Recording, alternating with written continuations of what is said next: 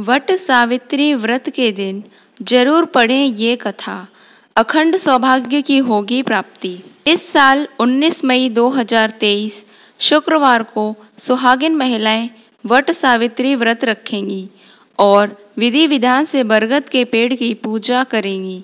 इस दिन सुहागिन महिलाएं अपने पति की लंबी आयु के लिए व्रत रखती हैं। ये व्रत सावित्री को समर्पित किया जाता है। मान्यता है कि ज्येष्ठ माह के कृष्ण पक्ष की अमावस्या तिथि को ही सावित्री ने अपने पति सत्यवान के प्राण यमराज से बचाए थे।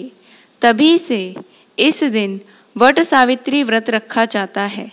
इस दिन व्रत करने से अखंड सौभाग्य की प्राप्ति होती है। विधि विधान से पूजा अर्चना के अलावा इस दिन वट सावित्री व्रत कथा भी पढ़नी चाहिए। वट सावित्री व्रत कथा इस प्रकार है। पौराणिक कथा के अनुसार मद्र देश में अश्वपति नाम के धर्मात्मा राजा का राज था। उनकी कोई संतान नहीं थी। संतान प्राप्ति के लिए राजा ने यज्ञ करवाया, जिसके शुभ फल से कुछ समय बाद उन्हें एक कन्या की प्राप्ति हुई। इस कन्या का नाम सावित्री रखा गया। जब सावित्री विवाह योग्य हुई तो उन्होंने धूम्रसेन के पुत्र सत्यवान को अपने पति रूप में वरण किया। सत्यवान के पिता भी राजा थे, परंतु उनका राजपाट छिन गया था, जिसके कारण वे लोग बहुत ही दरिद्रता में जीवन व्यतीत कर रहे थे।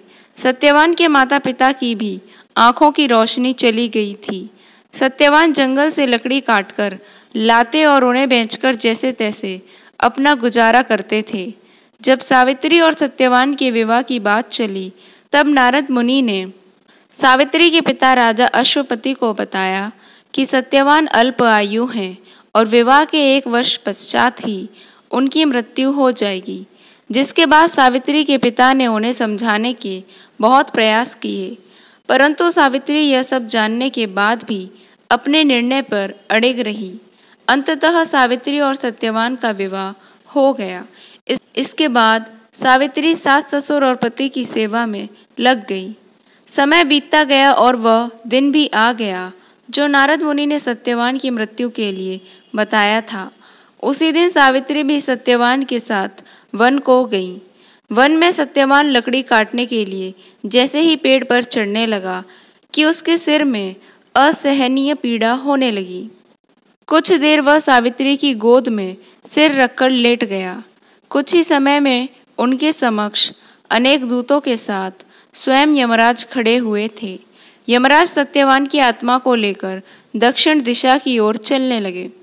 पतिव्रता सावित्री भी उनके पीछे चलने लगी। आगे जाकर यमराज ने सावित्री से कहा, हे पतिव्रता नारी, जहाँ तक मनुष्य साथ दे सकता है तुमने अपने पति का साथ दे दिया, अब तुम लौट जाओ।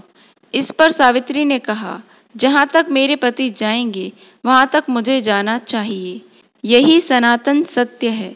यमराज सावित्री की वाणी सुनकर प्रसन्न हुए और उनसे 3 वर मांगने को कहा। सावित्री ने कहा, मेरे सास ससुर अंधे हैं, उन्हें नेत्र ज्योति दें। यमराज ने तथास्तु कहकर उसे लौट जाने को कहा और आगे बढ़ने लगे, किंतु सावित्री यम के पीछे ही चलती रही। यमराज ने प्रसन्न होकर पुनः वर मांगने को कहा। सावित्री ने वर मांगा, मेरे ससुर का खोया हुआ राज्य उन्हें वापस मिल जाए। इसके बाद सावित्री ने यमदेव से वर मांगा, मैं सत्यवान के 100 पुत्रों की मां बनना चाहती हूँ, कृपा कर आप मुझे यह वरदान दें। सावित्री के पति भक्ति से प्रसन्न हो सावित्री से तथास्तु कहा। जिसके बाद सावित्री ने कहा कि मेरे पति के प्राण तो आप लेकर जा रहे हैं, तो आपके पुत्र प्राप्ति का वरदान कैसे पूर्ण होगा। तब यमदेव ने अंतिम वरदान को देते हुए सत्यवान की जीवात्मा को पाश से मुक्त कर दिया। सावित्री पुनः उसी वट के वृक्ष के नीचे लौटी तो उन्होंने पाया कि वट वृक्ष के नीचे पड़े सत्यवान के मृत शरीर में जीव का संचार हो रहा है। कुछ देर में सत्यवान उठकर बैठ गया। उधर सत्यवान के माता पिता की आंखें भी ठीक हो गईं और उनका खोया हुआ राज्य भी वापस मिल गया।